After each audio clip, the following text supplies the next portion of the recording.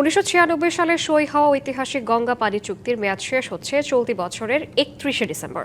চুক্তি নবায়নের এই সময়ে ভারতের পশ্চিমবঙ্গে শুরু হয়েছে ভারত বাংলাদেশ 90তম যৌথ নদী কমিশনের বৈঠক।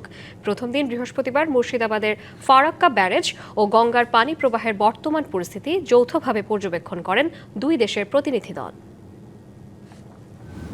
ঐতিহাসিক গঙ্গা পানি চুক্তির ৩০ বছর পূর্ণ হতে আর কয়েক মাস বাকি। চুক্তি নবায়নের আগে পশ্চিমবঙ্গের মুর্শিদাবাদ জেলার ফারাক্কায় শুরু হলো ভারত বাংলাদেশ যৌথ নদী কমিশনের 90তম বৈঠক। বৃহস্পতিবার বৈঠকের প্রথম দিনই দুই দেশের প্রতিনিধিরা নামেন গঙ্গায়।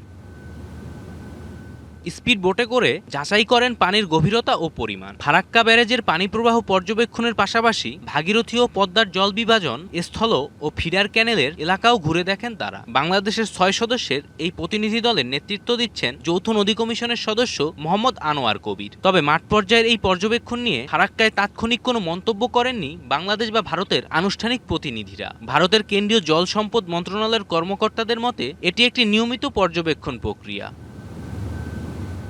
চুক্তির নিয়ম অনুযায়ী ফারাক্কা পয়েন্টের প্রবাহ ৭০,০০০ কিউসেকের কম হলে দুই দেশ সমান অংশ পায়, আর প্রবাহ ৭৫,০০০ কিউসেকের বেশি হলে ভারত পায় ৪০,০০০ কিউসেক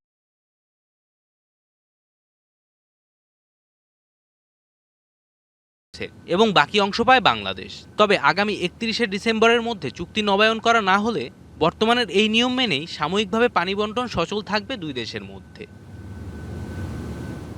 ফারাক্কায় ৩ দিনব্যাপী এই গুরুত্বপূর্ণ বৈঠকের প্রথম দিনের মাঠ পর্যায়ের পরিদর্শন শেষে প্রতিনিধি দল এখন কলকাতায়। শনিবার সেখানে হবে যৌথ নদী কমিশনের চূড়ান্ত ও নীতি নির্ধারণী বৈঠক, যেখানে গঙ্গার পানি চুক্তির ভবিষ্যৎ ও নবায়নের রূপরেখা চূড়ান্ত হতে পারে বলে ধারণা করা হচ্ছে। DBC news desk.